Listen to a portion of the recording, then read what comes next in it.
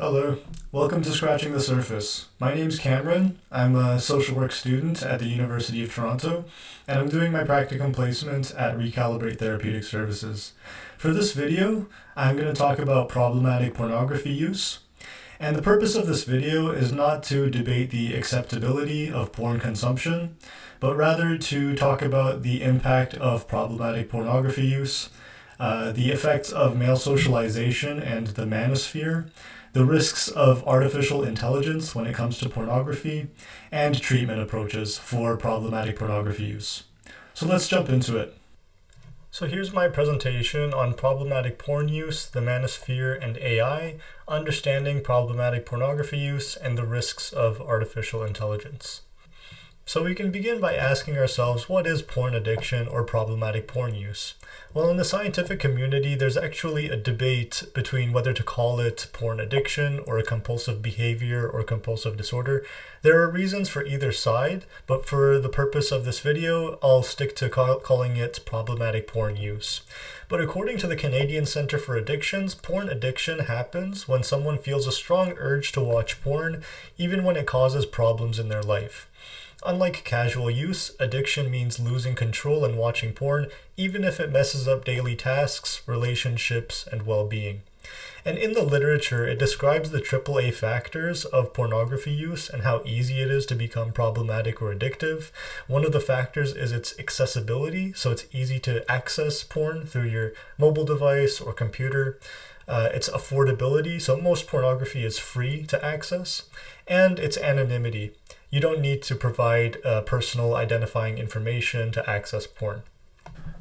So besides the AAA factors, what causes problematic porn use and whom does it impact?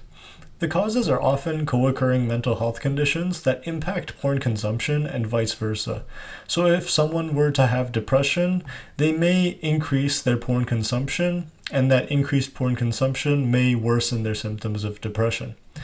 Other factors include traumatic events or chapters in one's life, so childhood sexual abuse or desensitization to sexual activity are found to be linked to problematic porn use. Stress relief, relationship issues, and escapism. We'll talk about that more later in this video.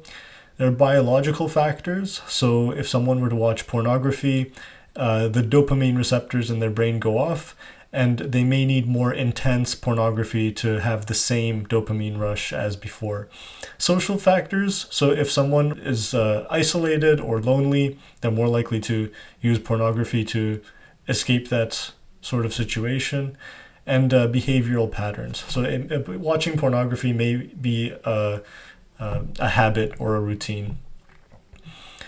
And although it can impact everyone, the literature suggests that men are more susceptible to problematic porn use. In 3 articles in the literature that examined men's and women's attitudes towards pornography, men view porn use as more acceptable, are less likely to feel embarrassed afterwards, they're more likely to have watched porn recently, more frequently, and to have been introduced to porn at a younger age than women. So for these reasons, moving forward in this video, I'll be talking about men more, but that doesn't mean that the impact of problematic porn use doesn't have the same effect on women. So on the subject of men, it's helpful to talk about male socialization, the manosphere, and the impact on men's mental health. Male socialization is the implicit and explicit messaging to boys and young men on what it means to be a man. So for example, we could imagine a 13 or 14-year-old boy who all his friends, all the people he surrounds himself with, are people who objectify women or see women as objects. And all the music he listens to also objectifies women. Maybe his parents or his caregivers are absent most of the time. This boy is likely to see, or already sees, women as objects.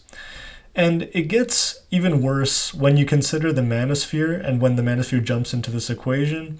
The manosphere is described as a constellation of online communities that espouse misogynistic and anti-feminist ideologies alongside seemingly benign adjacent interests such as fitness and dating advice, which may be easily accessed by young audiences.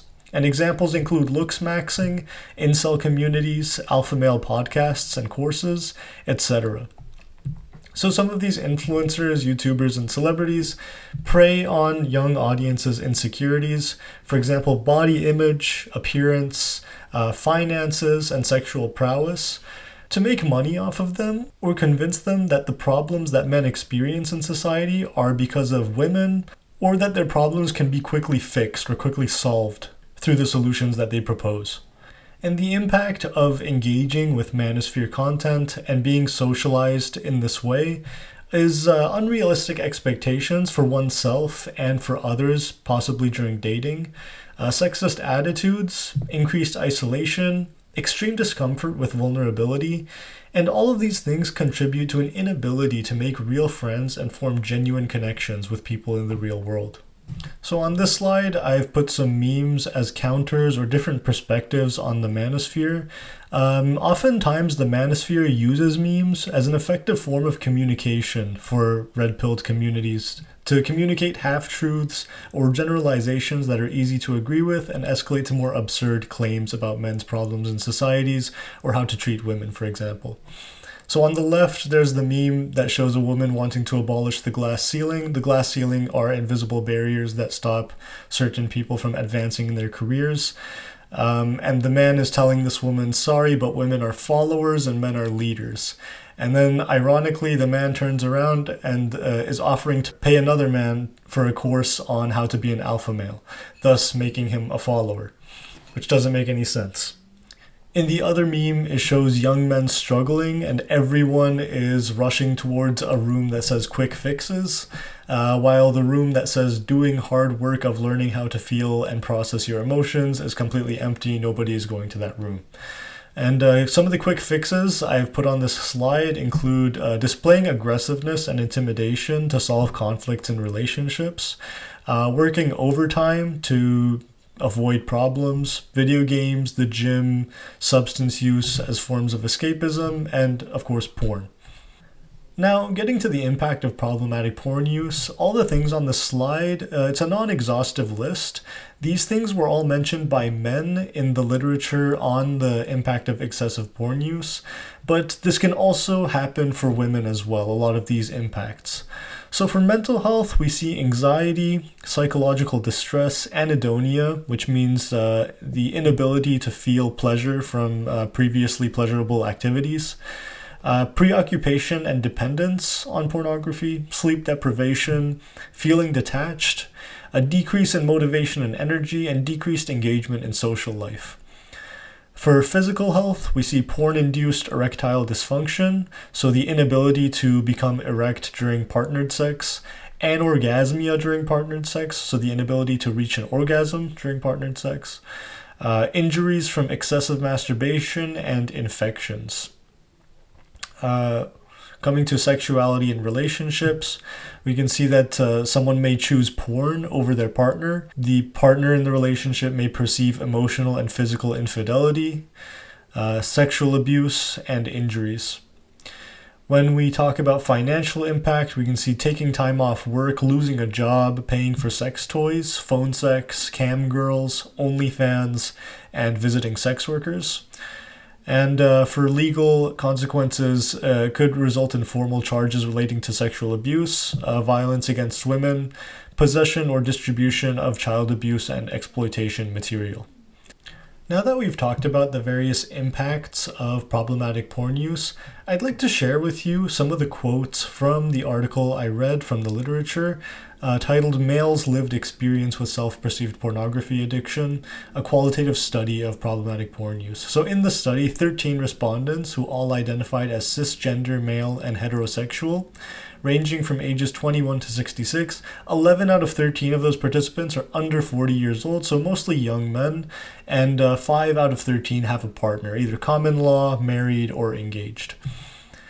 The first quote here says that if you're stressed out, pornography is an answer. If you're bored, pornography is a solution. If you're kind of been rejected by someone or you feel lonely, pornography is the answer.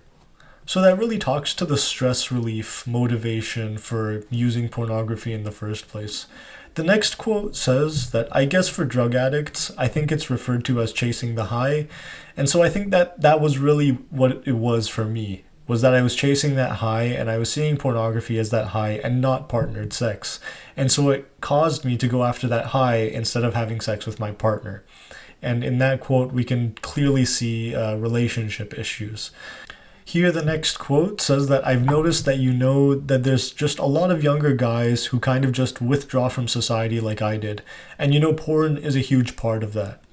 And this person is speaking to the isolation and loneliness that many young men face in society today because of their inability to create fulfilling emotional relationships with other people and possibly excessive porn consumption.